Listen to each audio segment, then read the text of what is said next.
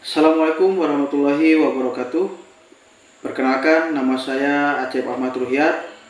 Saya mahasiswa dari STI Syamsul Ulum, program studi Manajemen Pendidikan Islam semester 3. Di sini saya akan menjelaskan materi dari mata kuliah Manajemen Kurikulum Pendidikan.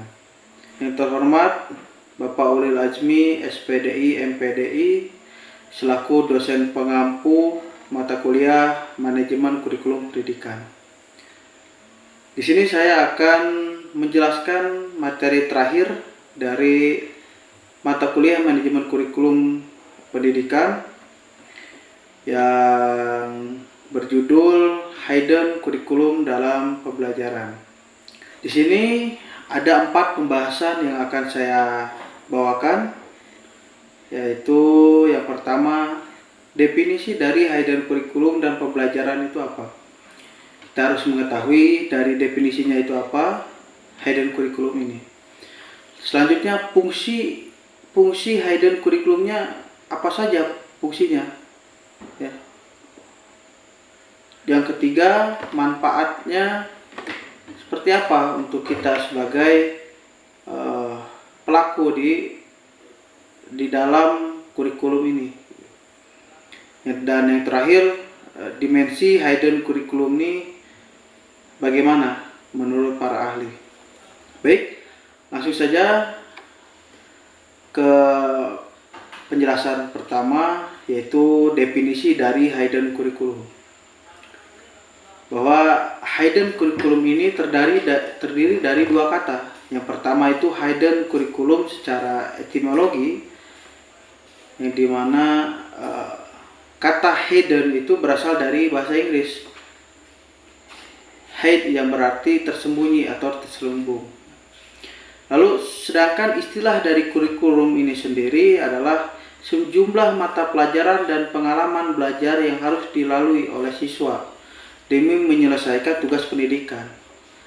Dengan demikian, Hidden Kurikulum adalah kurikulum tersembunyi atau kurikulum terselubung.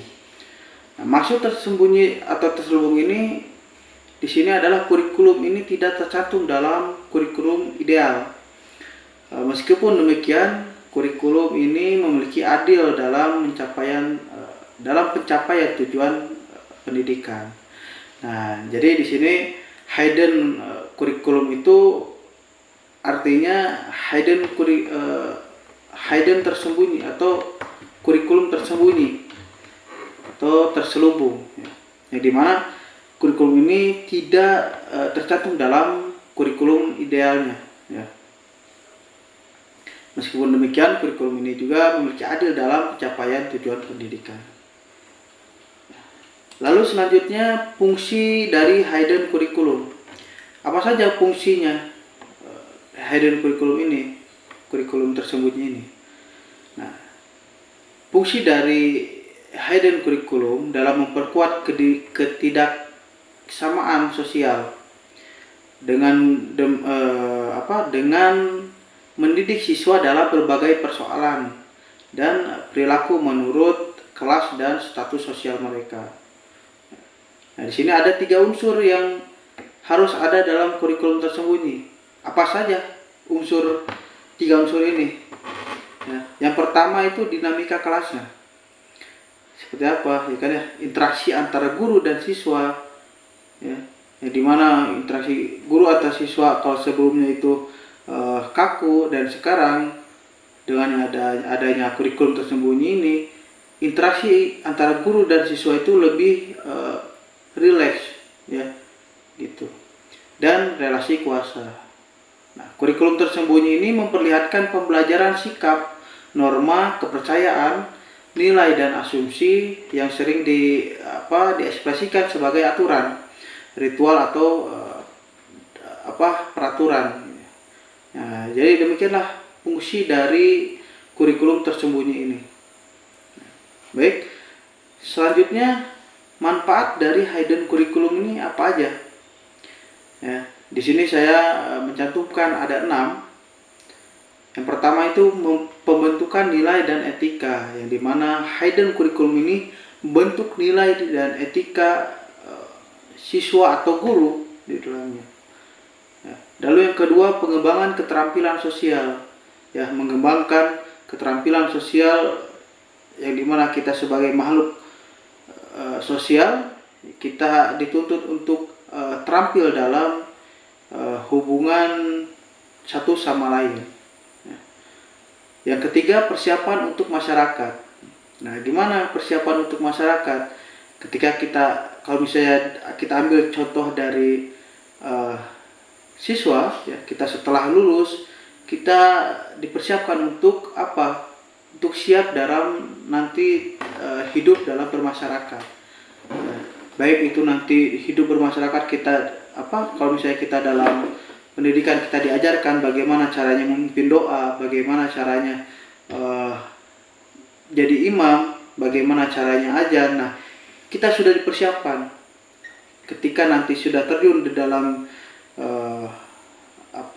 masyarakat, kita sudah bisa. Itulah. Lalu selanjutnya, pembelajaran budaya dan keanekaragaman, di mana kita belajar ilmu budaya, keanekaragaman yang ada di dalam lingkungan kita. Jadi mana Indonesia, ya, contohnya itu sangat beragam budaya dan keanekaragaman itu sangat beragam. Baik itu hayati ataupun hal lainnya, gitu kan. Kita perlu mengetahui hal-hal itu. Lalu selanjutnya, pengembangan identitas sosial. Mengembangkan identitas kita sebagai makhluk sosial, kita dituntut untuk berkembang, gitu. Mengembangkan identitas kita sebagai makhluk sosial. Lalu yang terakhir ini penyadaran diri dan pembentukan karakter. Kita diajarkan bagaimana kita introspeksi diri, ya. Kita mengetahui diri kita seperti apa dan membentuk karakter yang baik, ya. Baik seperti apa karakter yang dapat diterima oleh masyarakat. Itu. Nah, ini 6 poin ini manfaat dari kurikulum tersembunyi. Sebenarnya masih banyak manfaat-manfaat yang mungkin jauh lebih perlu kita ketahui, ya, ke depannya.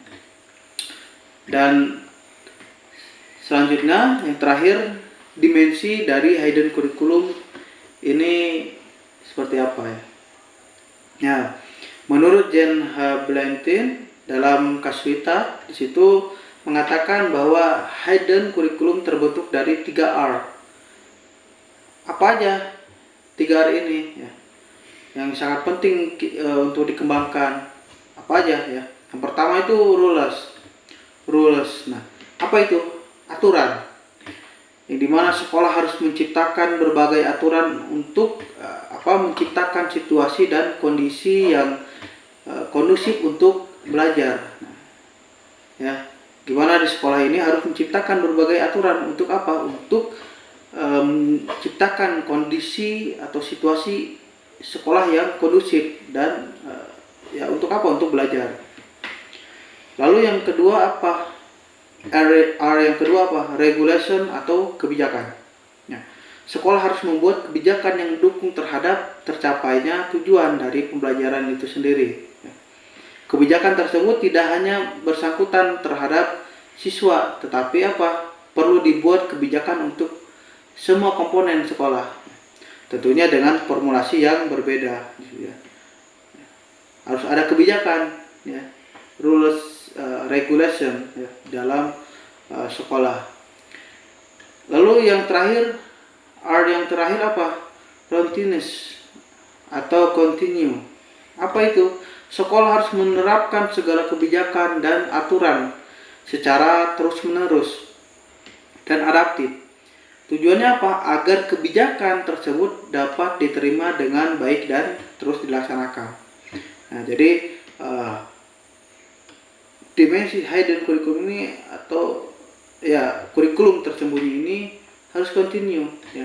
Jadi sekolah harus menerapkan segala kebijakan atau aturannya itu secara terus menerus dengan adaptif ya, sehingga apa, sehingga kebijakan yang kita buat ya dapat diterima dengan baik dan terus dilaksanakan, tidak terputus gitu ya, tidak putus. Baik, demikianlah penjelasan atau pemaparan materi dari hidden curriculum atau kurikulum tersembunyi atau kurikulum terselubung. Mungkin materi ini hanya gambaran umum dari kurikulum tersembunyi. Masih banyak lagi yang perlu kita ketahui, perlu kita bahas dari hidden curriculum ini. Baik, terima kasih kepada teman-teman yang sudah meluangkan waktunya untuk mendengarkan ya, materi dari penjelasan dari saya ya. Terima kasih atas atensinya. Saya tutup dengan alhamdulillahirabbil alamin. Wassalamualaikum warahmatullahi wabarakatuh. Sampai jumpa.